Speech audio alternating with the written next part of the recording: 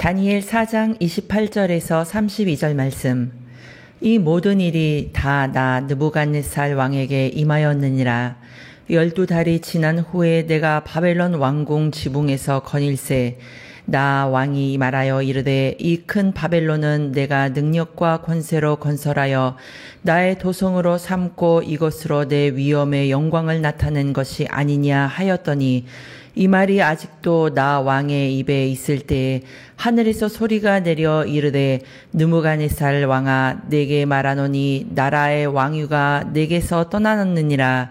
내가 사람에게서 쫓겨나서 들짐승들과 함께 살면서 소처럼 풀을 먹을 것이요 이와 같이 7대를 지내서 지극히 높으신 이가 사람의 나라를 다스리시며 자기의 뜻대로 그것을 누구에게든지 주시는 줄을 알기까지 이르리라 하더라.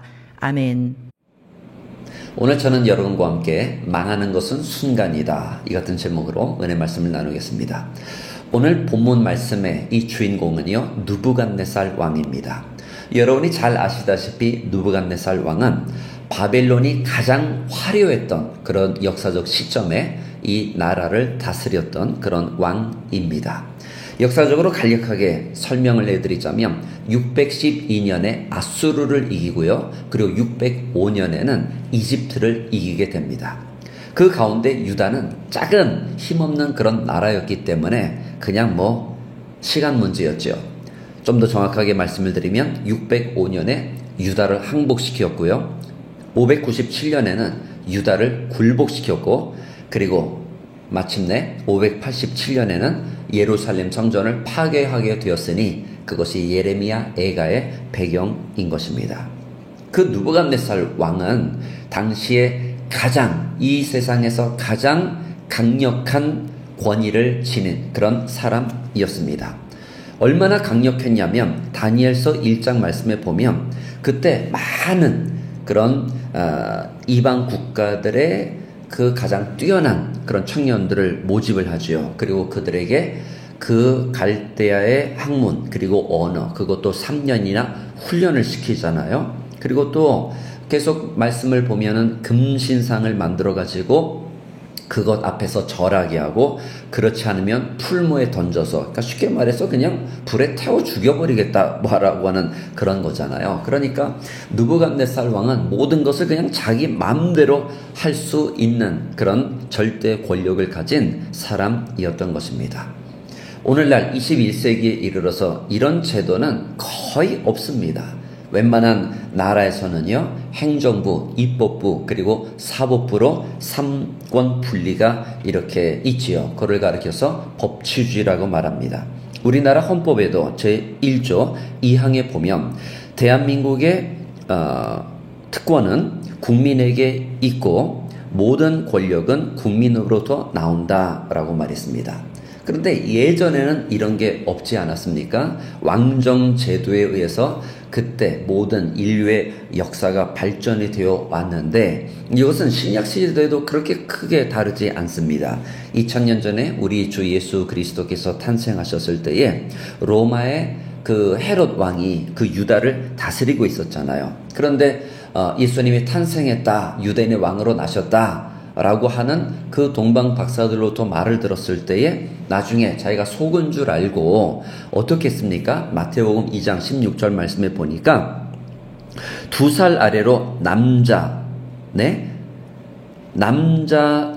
아이는 모두 살해. 근데 그게 어디냐면 베들레헴과 그 지경이라고 말했습니다. 아니, 어떻게 유아를 살해할 수가 있는 것이죠? 그런데 예전에는 쉽게 말하면 그런 거였죠. 내 마음이다. 그게 곧 왕의 제도였던 것입니다. 그런데 한번 느부갓네살 입장에서 이렇게 생각을 해보면 맨날 주변에 아첨하는 그런 사람들이 있단 말이죠. 다니엘도 보면 2장 37절에 왕은 열왕의 왕이시라. 그런 말 듣고 기분 안 좋아할 사람이 어디 있겠습니까? 또한 38절에 왕은 곧 금머리니이다. 이 말 듣고 너무나 이렇게 띄우는 거 아니야? 라고 말하지 않을 사람이 어디에 있겠냐고요. 22절 말씀에도 보면 왕이여 이 나무는 곧 왕이시라 이는 왕이 자라서 견고하여지고 창대하사 하늘에 닿으시며 권세는 딱 끝까지 미치심이니이다. 이와 같은 아첨의 말을 들으면서 교만해지지 않을 사람이 도대체 어디 있겠냐 하는 것이죠. 아무쪼록 우리는 다음과 같은 경고를 잊어서는 안 됩니다. 잠언 16장 18절의 말씀인데요. 교만은 패망의 손보이요 거만한 마음은 넘어짐의 앞잡이니라. 아르헨티나는 지난 수년간 아니 수십 년간 사회주의의 굴레에서 벗어나지 못했습니다. 저는 특별히 목회자로서 야당, 여당, 아니 진보, 보수, 이런 부분에 대해서 말씀드리고 싶은 것이 아닙니다. 단 이런 게 있습니다. 아르헨티나 같은 경우에는 70년대 패런주의를 뛰어넘어서서 그것을 다시 한번 좀 재생시키고자 하는, 부활시키고자 하는 그런 움직임이 2003년부터 시작이 되었습니다. 그러니까 2003년부터 2007년까지, 그리고 2007년에서 2015년까지, 그리고 그것도 모자라서 2019년부터 2023년까지, 그러니까 횟수로 따지면 이게 얼마예요? 4, 4, 16. 16년 동안, 거의 20년 동안 이 사회주의가, 그동안 우리가 알지 못했던 그런 사회주의가 아르헨티나에 뿌리를 내리기 시작했습니다. 여러분, 사회주의라 하면 우리가 북유럽 사회주의도 있습니다. 복지국가고요. 그런데 이 남미의, 특별히 아르헨티나의 사회주의는 굉장히 반기독교적인 사상을 가지고 있었습니다. 자, 제가 세 가지 간략하게 말씀을 드릴게요. 포괄적 성교육 2006년도에 국회를 통과했습니다. 동성애 결혼 합법화 2010년에 국회를 통과했습니다. 낙태 합법화 2020년에 국회를 통과했습니다. 이런 모든 것은요, 굉장히 반기독교적인 그런 어떤 그 정책들이지 않습니까? 그래서 저는 이 아르헨티나에서 이렇게 거의 20년 사역을 하면서, 이 사회주의 이거 정말 이거 이대로 두면은 베네수엘라 그런 체제로 가겠는데 라고 하는 우려를 당연히 크리스찬으로서 할 수밖에 없었습니다. 그러면서 드는 생각이, 이거 언제 끝나나. 지금 지구 반대편에 있는 우리나라 여러 국민들도 이와 같은 일들로 굉장히 걱정이 많으신 줄로 압니다. 그런데 여러분, 역사가 이거를 증명하는데요. 그리고 성경이 무엇보다 이거를 가르치는데, 이게 언제 끝나나라고 하는 그런 어떤 조바심을 갖고 계시잖아요. 걱정이 되고 염려가 되고. 언제 끝나는 줄 아세요? 하나님이 개입하실 때 끝장납니다. 이거는 여당을 두고 말하는 것이 아니고 야당을 두고 말하는 것이 아닙니다. 제가 말씀드리고 싶은 것은요, 하나님이 개입하시면은요, 하나님이 치시면은요, 망하는 것, 무너지는 것은요, 한 순간입니다. 사도행전 12장 말씀에 보면은 헤롯이 나타납니다. 제가 조금 전에 말씀드린 그 헤롯이 아니에요. 다른 헤롯인데, 그런데 그 헤롯이요, 야곱을 칼로 죽이고 베드로를 감옥에 쳐넣었습니다. 그러니까 오늘날로 말하자면 굉장히 반기독교적인 그런 행위들을 했죠. 아니, 그거를 떠나서 굉장히 반인륜적인, 그러니까 굉장히 비도덕적인 그런 행위를 하였습니다. 그러던 어느 날이었습니다. 연설을 했어요. 그런데 사람들이 뭐라고 이렇게 치켜 세웠느냐? 와, 이거는 신의 소리요, 이거는 사람의 소리가 아니다. 그때 성경이 어떻게 결론을 짓고 있는지 한번 잘 들어보세요. 헤롯이 영광을 하나님께 돌리지 아니하였으므로 주의 사자가 친히 벌레에게 먹혀 죽으니라. 느부갓네살 왕은요, 자기 마음대로 하고 싶은 것 다 했던 절대 권력을 가진 사람이었습니다. 그러던 어느 날 꿈을 꾸는 거예요. 이 지구 한 중앙에 어느 한 나무가 있었는데, 그 나무는 하늘을 거의 닿았고 지구 어디에서도 볼만한 너무나 큰 그런 나무였습니다. 잎사귀가 무성하고 또한 열매가 무럭무럭 익었습니다. 그러던 어느 날 치라라고 하는 하늘의 음성이 있었습니다. 그는 7년 동안 짐승처럼 풀을 먹으며 살아야 된다. 총명을 잃을 것이다. 이성이 없을 것이다. 라고 하는 그 꿈이 있었는데, 그때 당시 바벨론의 수많은 박수들과 술객들, 그런데 단 한 사람도 그것을 해석을 하지 못하는 것입니다. 바로 그때 다니엘이 생각났습니다. 그래서 다니엘을 불렀는데요, 다니엘이 이렇게 경고를 한 것입니다. 이건 이러한 뜻인데 당신이 이렇게 하면은 이것을 노면할 수 있을 것입니다.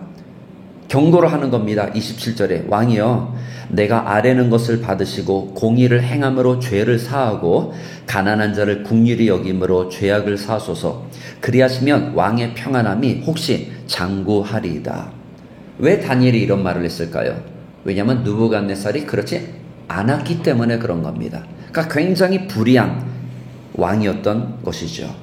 1년이 지났습니다. 결국에는 어떻게 되었나요? 30절 말씀에 나 왕이 말하여 이르되 이 큰 바벨론은 내가 내 능력과 권세로 건설하여 나의 도성으로 삼고 이것으로 내 위엄의 영광을 나타낸 것이 아니냐. 그냥 이 거만이 하늘을 찌르는 겁니다. 그래서 결국에는 이 느부갓네살 왕이 짐승의 마음을 받아가지고요, 7년 동안 이성을 잃은 채 짐승처럼 살았던 것입니다. 하나님을 치신 겁니다. 오늘 그러므로 여러분, 우리는 어떻게 살아야 되느냐? 항상 하나님을 두려워해야 합니다. 이거는 정치인이든 이거는 그냥 평범한 일상을 사는 우리든 다 매 한 가지입니다. 34절부터 읽어보겠습니다. 그 기한이 참에 나 느부갓네살이 하늘을 우러러 보았더니 내 총명이 다시 내게로 돌아온지라. 이에 내가 지극히 높으신 이에게 감사하며 영생하시는 이를 찬양하고 경배한다니.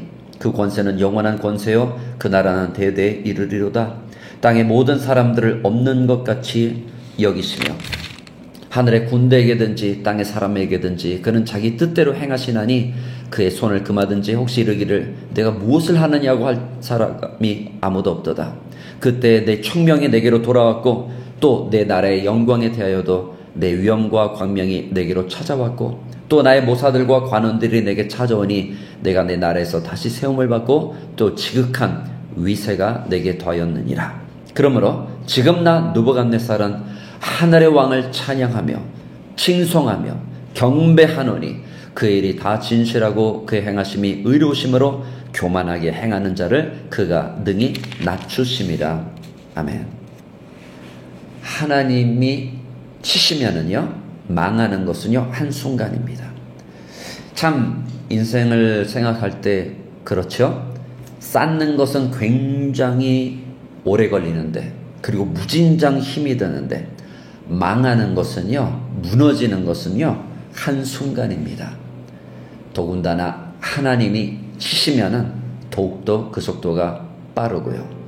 오늘 그렇기 때문에 우리는 이 역사적 어떤 어려운 시국 앞에서 물론 나라를 위해 중보해야 되고 무엇보다 기도를 해야 되며, 그리고 하나님을 두려워하는 그런 국민들이 많이 있어야 합니다. 그러한 가운데 우리 지도자들도 결국에는 그 권세는 하나님으로부터 온 것이기 때문에, 그리고 그것을 지켜보는 국민들이 있다고 하는 것을 알기 때문에 함부로 하지 못합니다. 만에 하나 계속 함부로 하면은 하나님이 치십니다. 그리고 그거는 순간입니다. 느부갓네살 왕이 그랬고, 헤롯 왕이 그랬고, 그리고 수많은 역사의 절대 권력을 가지고 있다고 스스로 생각했던 사람들이 그러했습니다.